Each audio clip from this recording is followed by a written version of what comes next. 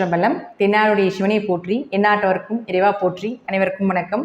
விருச்சிக ராசிக்குண்டான ஜனவரி மாத பலன்கள் பற்றி பார்க்கலாம். அதற்கு முன்னாடி நம்முடைய சேனலை சப்ஸ்கிரைப் பண்ணிக்கோங்க. பெல் பட்டனில் ஆல் அப்படின்னு சொல்லக்கூடிய பட்டனை கிளிக் பண்ணிக்கோங்க. அப்போ தான் நம்ம போடக்கூடிய அனைத்து பதிவுகளுமே உங்களுக்கு உடனுக்குடன் வந்துக்கிட்டே இருக்கும். விருச்சிக ராசியை பொறுத்த வரைக்கும் பார்த்துட்டிங்கன்னா, உங்களுடைய ஆளக்கூடிய உங்களை யூகிக்கக்கூடிய நீங்கள் எதற்காக வந்திருக்கீங்க, என்ன விஷயங்கள் உங்களுக்கு தேவைகள், இது எல்லாமே சொல்லக்கூடியது யாருன்னா செவ்வாய் தான். 1 மற்றும் 6ஆம் அதிபதி செவ்வாய் உங்களுடைய ராசிக்கு 9ஆம் இடத்தில் நீசம் பெற்று வக்ரகதி அடைகிறார். அப்போது நீசம் பெற்று வக்ரகதி அடைந்தால் சூட்சமமாக சொல்லணும்னா எல்லாமே உங்களுக்கு இருக்கும், ஆனால் எதுவுமே அனுபவிக்க முடியல. எல்லா விஷயங்களும் கைக்கு வர மாதிரி இருக்குது, வரமாட்டேங்குது. கடன், நோய், வழக்குகள், ஏதாவது ஒரு வேலையில் பிரச்சனைகள், தொந்தரவுகள், நிம்மதி இல்லாமல் இருக்கிறது, இதெல்லாமே கொடுத்துரும். எத்தனாம் தேதி வரைக்கும்னா 21ஆம் தேதி வரைக்கும் தான். இந்த 21ஆம் தேதிக்கு மேலே பார்த்தீங்கன்னா செவ்வாய் மிதுனத்துக்கு போகிறார், 8ஆம் வீட்டுக்கு போகிறார். 9ஆம் வீட்டில் நீசம் பெற்று வக்ரகதியாகி மைண்ட் ரீதியாக, உடம்பு ரீதியாக பிரச்சனைகளை கொடுக்கறது. 8ஆம் வீட்டுக்கு போகும் பொழுது ஓரளவுக்கு உங்களுக்கு இந்த ப்ரெஷர் அப்படிங்கிறது கொஞ்சம் குறைச்சிரும்.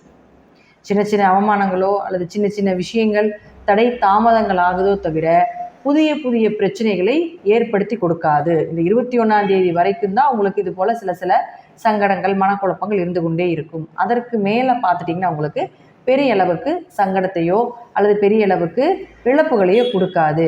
ஒரு சிலருக்கு ஜாதகம் யோக ஜாதகமாக இருந்து விபரீத ராஜயோகத்தை கொடுக்கக்கூடிய ஜாதகமாக இருந்தால் இந்த 8இல் ராசி அதிபதி வரும் பொழுது மறைமுகமாக வரக்கூடிய பணம் வந்து சேரும்.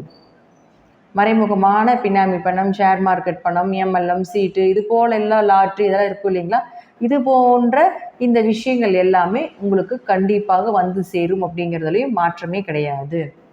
அடுத்து உங்களுக்கு சுக்கிரன். இந்த சுக்கிரன் அப்படின்னு சொல்லக்கூடிய பாருங்க 7 மற்றும் 12ஆம் அதிபதி. அப்போ 7ஆம் அதிபதியான சுக்கிரன் உங்களுடைய ராசிக்கு 4ல் நிற்கிறார்.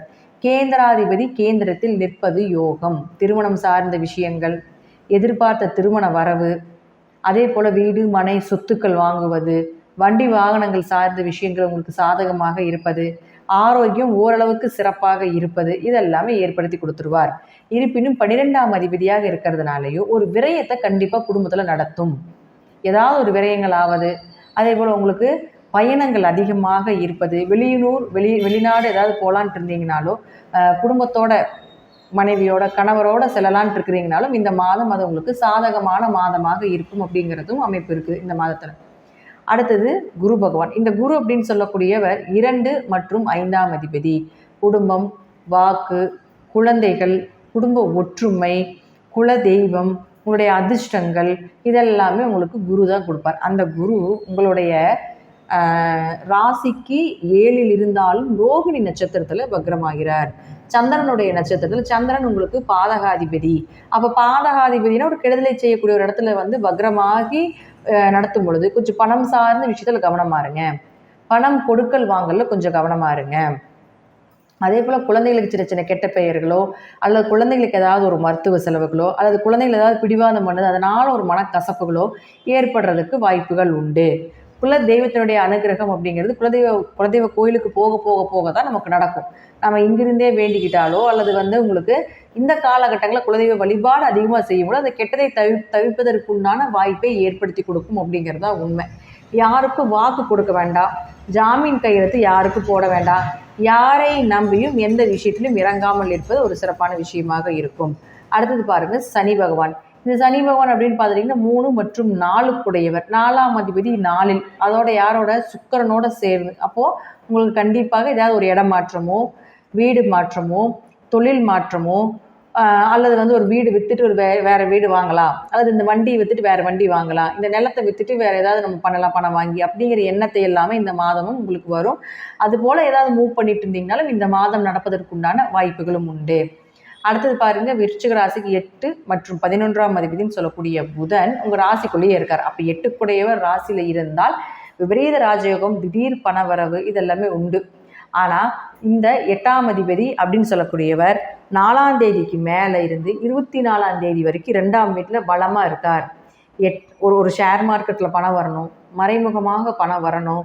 இதெல்லாம் வந்து பார்த்துட்டிங்கன்னா இந்த சில கிரக சேர்க்கைகளும் கட்டங்களும் வேலை செய்யும். 2, 8, 11 இது போல் சில விஷயங்கள்லாம் இருக்குது.